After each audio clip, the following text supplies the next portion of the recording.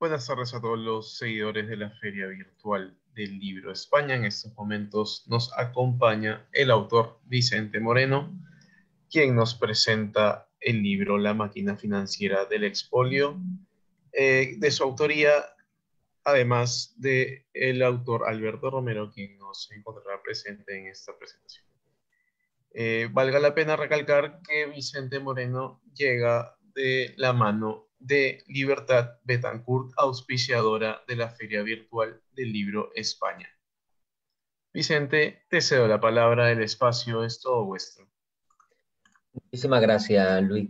Pues sí, en primer lugar, lo primero que me gustaría hacer es dar las gracias a Libertad Betancourt, que fue la que contactó conmigo, amiga de Rafael Luna García, que previamente también contactó conmigo para otra feria del libro y que han querido ambos darme la oportunidad de poder estar aquí con todos ustedes para poder exponer o poder presentar lo que ha sido mi primer libro en coautoría, La máquina financiera del expolio, junto con Alberto Romero.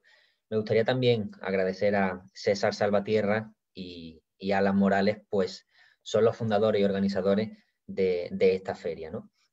Así que sin más preámbulos y después de agradecer también a todos los que nos están escuchando ahora mismo, nos escucharán posteriormente, pues el tiempo, su tiempo, que están precisamente ahora dedicando a nosotros, a nuestro libro y a la feria, pues me gustaría contarle un poco en este breve tiempo, bastante breve, en qué consiste o de qué trata La máquina financiera del expolio, por qué sería importante su lectura o por qué consideramos que es importante, sobre qué temas arroja luz y contar también un poco pues cómo hemos estructurado el libro y de qué va, en resumidas cuentas, ¿no? Bueno, en primer lugar, la temática parece evidente, ¿no? La máquina financiera del expolio lleva también como subtítulo Cómo bancos y gobiernos se lucran a tu costa. Es básicamente un libro de temática financiera, un poco política, podríamos decir, pero más relacionado con la política económica que con política pura o política partidista, podríamos decir, pero es en sí es política económica, es economía, es finanzas, ¿no? Al final lo que intentamos en el libro es, desde un enfoque muy divulgativo, muy sencillo, el libro además es muy cortito, tiene apenas 80 páginas, ese es el principal objetivo, que sea divulgativo, que pueda llegar a todo el mundo, incluso a aquellas personas que, pues, incluso no tienen conocimientos profundos o avanzados en economía, ¿no? Como digo, el libro es bastante cortito y lo que intentamos hacer en el libro básicamente es explicar cómo funciona o cuáles son los mecanismos que sustentan hoy los principales sistemas de banca central que existen en el mundo, ¿no? Es verdad que nos enfocamos mucho más en el sistema de Reserva Federal de América y sobre todo en el Banco Central Europeo, pero en sí pues, los mecanismos suelen ser bastante similares y más que entrar en detalles concretos de cómo hace un banco central, más bien vamos al, a los procesos económicos que hay detrás de la actuación de un banco central y bueno, y esto que puede ser tan técnico muchas veces, ¿no? Que vemos, por ejemplo, recientemente en noticias relacionadas con el coronavirus, el Banco Central Europeo o la Reserva Federal acaba de implementar un plan de inyección de liquidez ilimitada. Eso cualquier persona puede escucharlo en el telediario y no saber a qué se está refiriendo eso, ¿no? Incluso pensar que una cuestión técnica de economistas que nada tiene que ver con la política o siquiera con su vida, cuando la realidad es bien distinta a eso. Es una cuestión que tiene que ver con la política, obviamente, y es una cuestión que afecta bastante a su vida. Y básicamente nosotros en el libro intentamos explicar de manera divulgativa por qué debemos preocuparnos por lo que haga un banco central. Por mucho que le llamen inyección de liquidez, compra de deuda, recompra de deuda, etcétera, es decir, utilicen esa terminología un poco más compleja que aleja a muchísima gente, pues como digo, no es obligación tener conocimientos profundos en economía, ¿no? Entonces, en el libro intentamos contar precisamente y explicar de manera sencilla qué es justamente lo que hace un banco central, qué son todos esos términos y sobre todo, y lo que queremos contar es una cosa que no hemos descubierto nosotros, pero sí hemos querido, el nombre sí se lo hemos atribuido nosotros porque al final hemos identificado una serie de mecanismos o una serie de procesos a los que podemos denominar máquina financiera del expolio, pero al final lo único que estamos haciendo es resumir o explicar una teoría económica que ya existe desde hace prácticamente un siglo, que es la teoría austríaca del ciclo económico, que explica qué es lo que ocurre precisamente cuando un banco central pues, realiza determinadas operaciones, como por ejemplo en este caso es pues, básicamente la creación de dinero, ¿no? O lo que podríamos definir como imprimir dinero, producir dinero, distribuir ese dinero por la economía, en este caso también por el sistema bancario. Entonces, como digo, el libro en sí, ahora entraré mucho más en detalle en cada cosa, pero era para que tuvieran los lectores, aquellos que nos están escuchando, posibles lectores, pues una idea de qué va el libro, ¿no? Un librito divulgativo, pequeño, que intenta explicar a todo el mundo qué es lo que ocurre con los mecanismos que usan los bancos centrales, por muy técnicos y difíciles que parezcan, y cómo de verdad repercute gravemente en nuestras vidas, gravemente, ¿no? ¿Cómo surgió el libro? Por ejemplo, se me puede venir como primera pregunta a la cabeza. Bueno, pues el libro surgió como iniciativa de mi coautor, ¿no? Ya ha comentado previamente Luis que somos dos autores, yo, Vicente Moreno, y también mi coautor, amigo mío, Alberto Romero, ¿no? Somos los dos estudiantes yo en mi caso de Economía, en el último año de mi grado, y Alberto de Administración y Dirección de Empresas y también de Matemáticas. Y pues nada, el Alberto estaba leyendo hace aproximadamente casi un año o un poco más, que es lo que nos ha llevado el proyecto, estaba leyendo sobre la teoría austríaca del ciclo económico, que luego comentaré brevemente en qué consiste, y me dijo, bueno, acabo de descubrir esto, me parece una idea maravillosa, ¿cómo no podía saberla yo antes? Y esto es que me aclara cómo funciona el mundo muchísimo, ¿no? Y me doy cuenta de lo que en realidad hay fuera y que muchas veces no vemos. Esto, ¿cómo es posible que la gente no lo sepa? Esto la gente tiene que saberlo. Y de ahí pues me animó, me dijo, oye, escribe un libro. Y yo le dije, porque yo es verdad que estaba un poco más avanzado y había leído previamente esa teoría y la conocía un poquito más en profundidad. Y él me animó a que escribiera yo el libro. Yo le dije, bueno, yo ahora mismo en mis planes no tengo que escribir un libro porque no me veo preparado, pero si tú tienes ese ánimo y me gustó la idea, ¿no?, de escribir ese libro de manera divulgativa con él, vamos a escribirlo juntos, ¿no? Vamos a lanzarnos los dos a escribir este libro. Y así fue. Efectivamente, la idea fue suya y poco a poco entre los dos pues fuimos construyendo este libro, ¿no? El punto de partida del libro, pues el punto de partida es, al final, donde también nació la idea de mi amigo Alberto, fue leyendo la teoría austríaca del ciclo económico, ¿no? Ese es el punto de partida. No podemos llegar en un libro y contar el primer análisis que a nosotros se nos ocurra o se nos venga en gana o a la cabeza, sino que partimos de una bibliografía básica, que es la bibliografía de toda la teoría que han desarrollado aquellos pensadores de la Escuela Austríaca de Economía, que es una escuela de pensamiento dentro de la economía, ¿no? Hay varias teorías importantes dentro de la Escuela Austríaca, pero una de las principales es la teoría austríaca del ciclo económico. Como sabemos, en la economía es cíclica, ¿no? O tiene un comportamiento cíclico. De repente tenemos un momento de expansión, luego una recesión y así constantemente, ¿no? Hay muchas teorías que explican ese ciclo desde muchísimas perspectivas, ¿no? Las más comunes, por ejemplo, la keynesiana, explica esto atribuyendo un poco el ciclo económico a la euforia de los inversores, a esos animal spirits que llevan a que de repente pues haya movimientos de pánico o miedo en masa y que hacen que la inversión se retire de la economía y que por tanto pues luego caiga, por ejemplo, el empleo y otras muchas más variables, ¿no? Pero la escuela austríaca fue un poco más allá e investigando teoría monetaria, que es la teoría después un poco del dinero, del crédito, descubrió cuál era en realidad la causa de esos ciclos económicos, ¿no? Y ahí fue donde descubrió que el ciclo económico, es decir, que suframos periodos de burbuja y luego de crisis, que no serían normales, porque lo normal sería crecer pues de manera genuina, que se llama, de manera sostenida, no con deuda y luego crisis, pues descubrieron los austríacos que en realidad esto ocurría por la intervención del Banco Central. Pues al manejar el Banco Central la cantidad de dinero que tenía que haber en la economía, hacía que los planes de inversores y ahorradores se descoordinaran en cierta forma, ¿no? Esto lo explicamos de manera, ya digo que como es un libro divulgativo, pues lo explicamos de manera bastante sencilla en el libro, ¿no? Así que no se preocupen si puedo sonar un poco técnico, pero en el libro está muy explicado y además con ejemplos bastante claros, ¿no? Por eso no se preocupen. En ese sentido, nos dimos cuenta, hablando de cómo funciona el sistema bancario, Ludwig von Mises habló de una cosa que se llamaba el efecto Cantillón. ¿Qué es eso del efecto Cantillón? Pues en sí muchas veces cuando pensamos en el fenómeno de la inflación, por ejemplo, ¿no? Que es que los precios suben, ¿no? Y que pues eso acaba repercutiendo en nuestro poder adquisitivo, pensamos un poco en que si lo entendemos como un fenómeno monetario, es decir, se imprime más dinero de la cuenta y por eso hay inflación, pensamos en que ese dinero que acaba de imprimir o que inyecta, ¿quién lo inyecta primero? Pues lo inyecta el Banco Central, ¿no? Que es el que crea el dinero. Al crear ese dinero el Banco Central, ¿cómo lo crea? ¿Por dónde entra? Es decir, muchas veces pensamos que la inflación es porque el dinero, cuando lo crea el Banco Central, se crea de la nada así, automáticamente, y a todo el mundo llega por igual.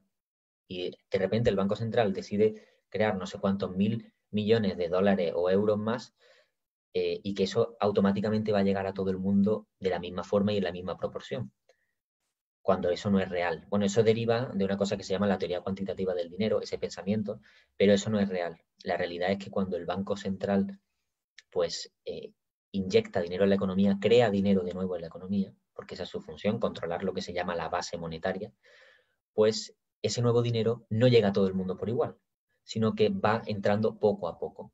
Es como si fuera el cauce de un río. El agua va llegando poco a poco a distintas capas, ¿no? Imaginaros pues que hay una población que se distribuye a lo largo de un río, pues el agua primero llegará a los que viven arriba de la montaña y luego poco a poco irá llegando a los que vivan pues, en la desembocadura del río, ¿no? Pues eso es lo que ocurre con el dinero. Cuando empieza a llegar agua, primero ese agua o ese dinero llega a determinados agentes que están localizados de forma distinta en el sistema bancario, y eso luego poco a poco, y primero llega esa gente, esos primeros receptores serían, por ejemplo, los bancos tradicionales o los bancos comerciales, incluso los gobiernos, grandes empresas, y luego poco a poco ese dinero iría fluyendo poco a poco o llegando en menos cantidad incluso a, a pues, otras capas de la economía donde podemos encontrar ya pues, pequeñas empresas, trabajadores o ahorradores, ¿no? Que también son grandes perjudicados de esto. Entonces, el hecho este de que el dinero recién creado no llegue a todo el mundo por igual es lo que se conoce como efecto Cantillón, ¿no? ¿Por qué? Pues porque el hecho de que a la gente le llegue dinero antes de la cuenta hace que determinadas personas se pueda producir una alteración en la estructura de precios relativos que desemboque luego en una redistribución arbitraria de la renta, ¿no? Es decir, el Banco Central, eso lo explicamos de manera mucho más sencilla en el libro, pero el Banco Central al imprimir dinero y al inyectar dinero en la economía, lo que está provocando en última instancia es una redistribución arbitraria de la renta, desde personas que no tienen acceso al crédito hacia personas que son los primeros receptores del crédito. Y en este caso, dado la configuración del sistema bancario actual, los primeros receptores del crédito son grandes empresas, bancos o gobiernos, y los últimos receptores del crédito, si es que acaso lo reciben, son trabajadores, personas que no tienen acceso al crédito, es decir, personas pues con baja renta que podríamos considerar pobres, o incluso ahorradores, ¿no? Es decir, estamos asistiendo como cada vez, la cuestión es que cada vez que se imprime dinero, se redistribuye renta de los más pobres a los más ricos, ¿ok? Entonces, este mecanismo nos pareció bastante perverso. Yo lo había estudiado Ludwig von Mises, ya digo, y muchos austríacos, pero queríamos explicarlo de manera sencilla, y de hecho así lo explicamos en el libro con ejemplos muy claros que yo creo que quedan, que se pueden entender por todo el mundo, ¿no? Incluso el padre Juan de Mariana, escolástico español, ya descubrió que existía este proceso, pues el rey, para poder financiar la guerra, disminuía la cantidad de plata que había, si no me equivoco, en las monedas de vellón, para así poder generar más moneda, diluir su poder adquisitivo y poder financiar así la guerra. Es decir, no financiar cualquier alternativa social, no, la guerra, ¿no? Que es una cosa bastante seria. Entonces, en ese sentido empezamos a estudiar y a describir ese fenómeno. Claro, de repente empezamos a descubrir que no era solo la inyección de dinero, sino que todo empezaba como, primero, todo comenzaba con la inyección de dinero, pero luego esa crisis se aprovechaba con políticas fiscales, con determinadas políticas de competencia, con determinadas políticas monetarias de nuevo, que alimentaban otro ciclo económico y que cada vez y poco a poco, en una especie de engranaje, en un mecanismo, en una máquina financiera, a base de, ya digo, estrategias económicas, de política económica y de política pues, de competencia, por ejemplo, iban minando el proceso de competencia, concentrando cada vez más poder y, por tanto, extrayendo cada vez más renta de más población y concentrándola cada vez en menos manos. Y eso nos pareció un mecanismo bastante perverso. De hecho, ya explicamos en qué consiste el mecanismo al completo en el libro. Y pues luego también nos lanzamos a decir, bueno, pues si esto es realidad, habrá tenido que ocurrir en la historia, ¿no? Y efectivamente nos lanzamos a estudiar la historia y descubrimos que esto había pasado en 4 casos concretos donde además había perjudicado bastante o había desembocado en un problema bastante grande. La Gran Depresión del 29, todos recordamos, ¿no? Todos conocemos, hemos estudiado sobre la Gran Depresión del 29 y cómo repercutió en los Estados Unidos y el gran desastre que fue, ¿no? Para el empleo, para todo, ¿no? Luego también la hiperinflación alemana, que acabó en el régimen nazi. Es decir, una de las mayores atrocidades de la humanidad, como ha sido el régimen nazi, tiene en origen una cuestión que tiene que ver con la máquina financiera del expolio, ¿no?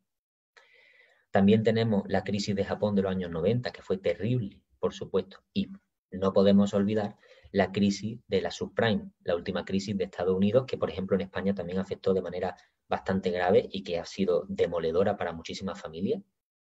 Pues todas esas crisis, todas esas situaciones, malas situaciones para la humanidad en general, que nos afectan muchísimo, tienen que ver directamente con la máquina financiera del expolio. Entonces, muchas veces los economistas nos hacen creer que, y los políticos, que estas cosas de finanzas, banca, economía, son todo como cuestiones técnicas, que están guiadas por meras cuestiones técnicas científicas y que no debemos preocuparnos porque no tiene nada que ver con juicios de valor, ni con malas intenciones, ni nada por el estilo, pero nada más lejos de la realidad descubrimos que sí tiene que ver en parte con eso y que por tanto es primordial que seamos conscientes y conozcamos de verdad qué es lo que ocurre en el sistema bancario actual, para saber precisamente que aquellas cuestiones o aquellos procesos que se tratan como no perjudiciales, como buenos incluso, porque ya digo, la justificación de la existencia hoy del Banco Central o de la creación de dinero es controlar la inflación. O creer incluso que un 2% de inflación es bueno realmente un 2% de inflación al año. En el libro hablamos un poco sobre ello, ¿no? ¿Es bueno que el Banco Central controle la oferta monetaria? ¿Es bueno que haya tanta regulación bancaria? Podemos interpretarlo como sí. De hecho, creeríamos, bueno, si lo hacen es porque saben y porque son economistas. Es una cuestión técnica, no es política, no me voy a meter nada más lejos de la realidad. Sí hay una cuestión política detrás, sí hay una cuestión de intereses detrás y por supuesto, y lo más importante, y porque lo que en sí este tema debe recibir tanta importancia es porque afecta a muchísimas personas. Lo demostramos históricamente, pero es que hoy día sigue afectando. Como he comentado previamente, una de las primeras respuestas a la crisis del coronavirus ha sido por parte de los bancos centrales, que han decidido volver a inyectar de manera masiva dinero en la economía. Como ya digo, cualquier persona podría decir, bueno, o sea, no sé, no sé de economía, pues supongo que será algo bueno, no entiendo, no. Pero en realidad sí es algo bastante malo y sí es algo bastante perjudicial, ¿no? Con la COVID están aprovechando la oportunidad también, ¿no? O sea, hay claros intereses, ya digo que es un proceso redistributivo de renta. Lo hacen para adquirir renta a costa de los ciudadanos.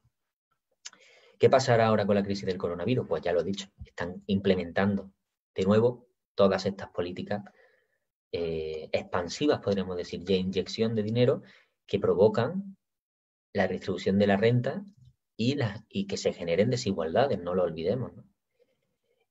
Así podemos encontrar, por ejemplo, el programa especial de compra pandémico del Banco Central Europeo, o últimamente en España están saliendo noticias de fusiones bancarias de nuevo, ¿no?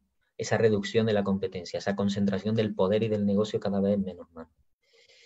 Esto igualmente está relacionado con la cuestión tecnológica, ¿no? El hecho de que determinados grupos cada vez sean más grandes y controlen más parte de un negocio o más cuotas de mercado, está íntimamente relacionado también con la cuestión tecnológica, ¿no? El hecho de que quieran prohibir el dinero en efectivo también es bastante perjudicial. O el hecho incluso de que quieran prohibir o perseguir ahora el Bitcoin, ¿no? El Bitcoin al final se puede usar para determinadas cosas, no me voy a entrar en qué se puede, en la moralidad de las actividades que se pueden financiar con Bitcoin, pero en sí el Bitcoin es una alternativa descentralizada que ha creado la economía en la sociedad de manera libre y voluntaria, como el que crea una empresa, y como se creó el dinero en su origen, como alternativa a la moneda de los bancos centrales. Porque efectivamente, piensen todo ahora mismo qué podían comprar con $1 hace 20 años y qué pueden comprar hoy. Hay diferencia, ¿verdad? Pues eso se explica mediante la comprensión de qué es lo que hace un banco central, de qué es la máquina financiera del expolio, de por qué $1 hoy vale menos de lo que valía hace 50 años y por qué el proceso ha sido tan rápido y tan intenso, ¿no? Y también qué consecuencias tiene de ello, porque ya digo, aquí hay ganadores y perdedores. Entonces, básicamente nosotros en este libro lo que pretendíamos un poco también era partir de una base teórica, que era hablar de qué era eso de la teoría austríaca del ciclo económico, para decir, pues, que es algo que no nos estamos inventando, simplemente estamos intentando divulgarlo de manera sencilla.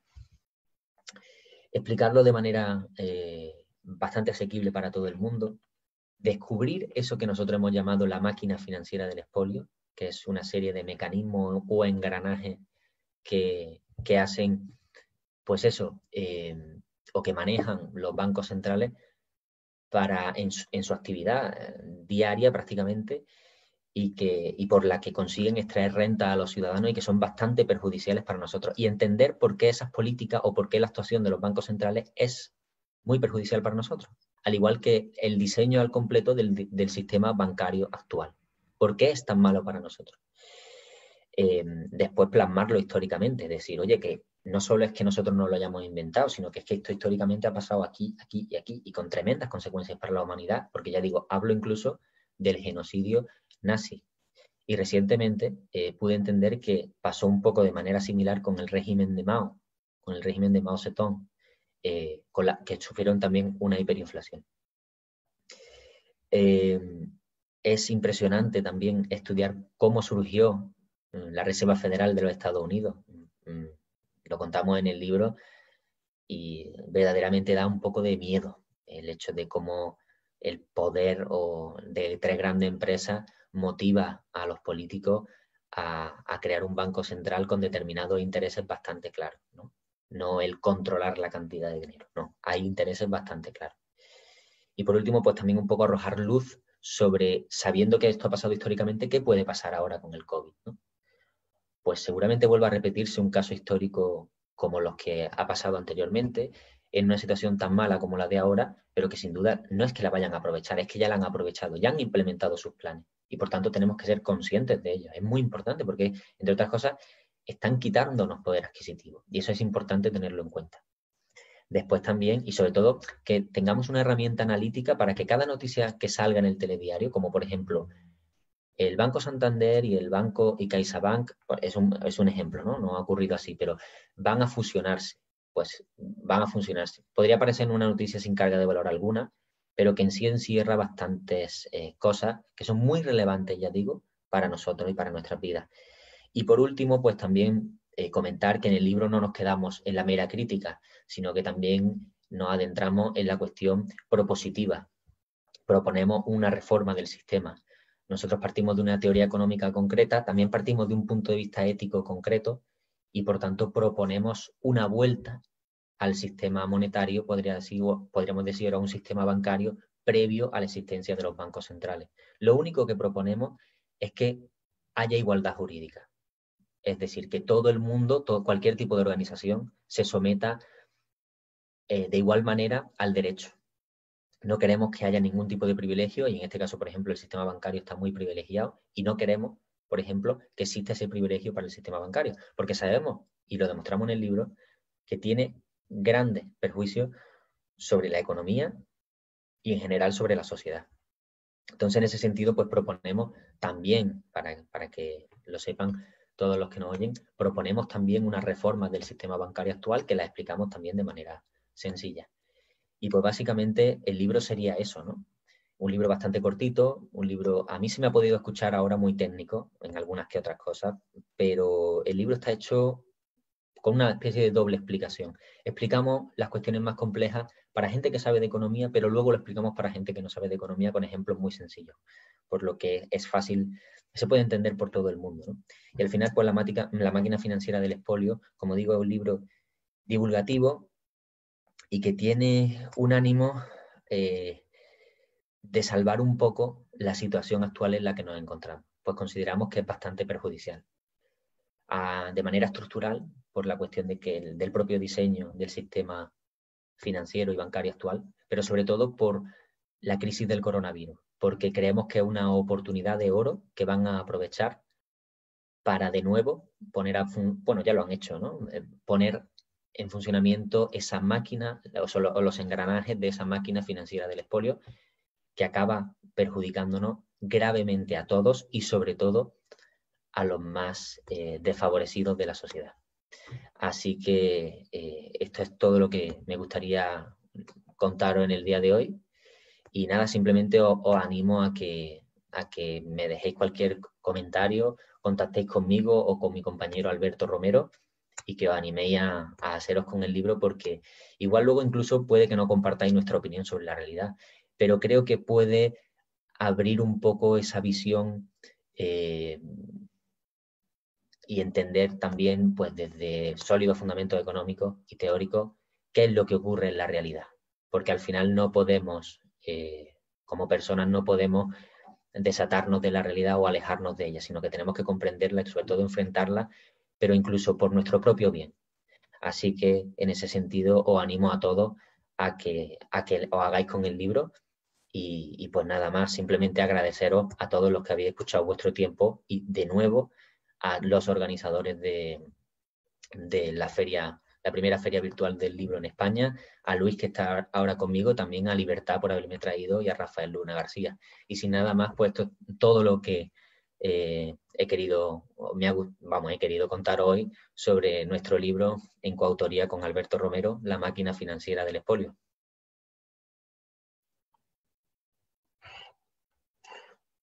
No sé si Luis está por ahí.